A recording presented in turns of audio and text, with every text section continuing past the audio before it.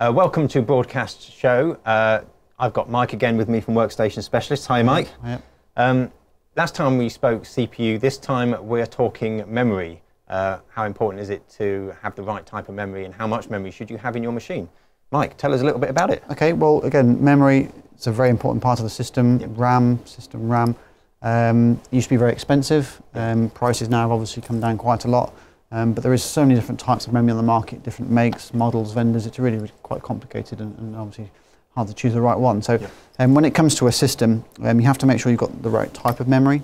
So certain systems will run standard RAM, so non-ECC, and the more complicated dual processor machines, so the Xeon-based platforms from Intel will have ECC memory. Right.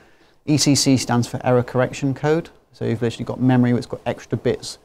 Sort of fail-safe, so you basically rule out the ability to have memory crashes. Gotcha. Everything is read and written into buffer zones, so you don't have system crashes, which in the broadcast market you wouldn't want your live stream going down and that sort of thing.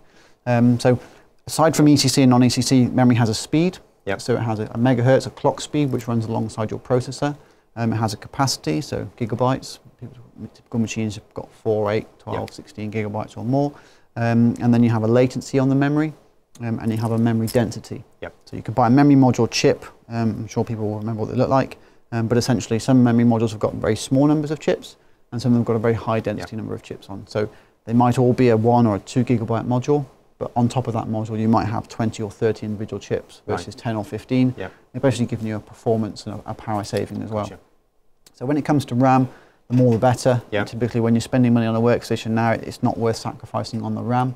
And essentially then the more RAM the better. So what we've got demoed here is literally just say it's a standard screen which we're working on, not very complex at all, but literally say this system here has 32 gigabytes of memory installed.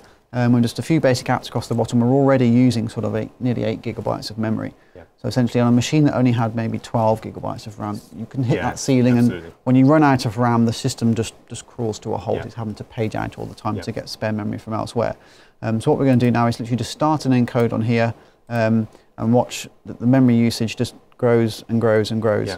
Now this machine, I say it's got 32 gigabytes of RAM. This machine can actually take up to a whopping 512 gigabytes. And all our systems for digital video can take up to a maximum of 64 really.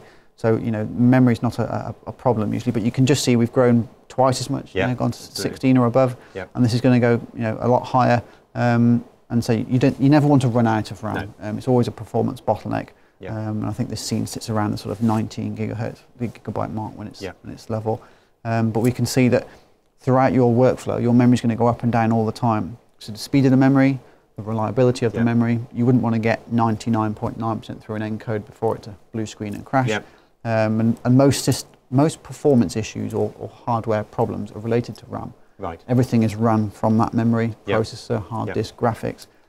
So by mis-speccing the machine, you can have the most exotic of workstations that just goes down the drain when you've got mis-specced or unreliable memory. So it's important not just to think, oh, I need a bit of memory in there, but the right type of memory. And when you upgrade as well. So typically, if you've bought a machine, maybe you've got an existing Apple or something, laptop, that you can't just put any memory in. It has to be matched. Otherwise, you're always working at the speed of your worst spec module, I suppose. Gotcha. Mike, that's brilliant. Thank you very much. Thank you. Obviously, if you've got questions for Mike, you can find them at their website, which is workstationspecialists.com, and catch them on Twitter as well, which is @WSpecialists. If you want to keep track of everything we're doing, of course, that's at broadcastshow.com/live. These videos and some more we've got coming up with Mike will be coming up with the feed over the next couple of weeks. So make sure you subscribe to the feed. In the meantime, that's it for this episode of Broadcast Show.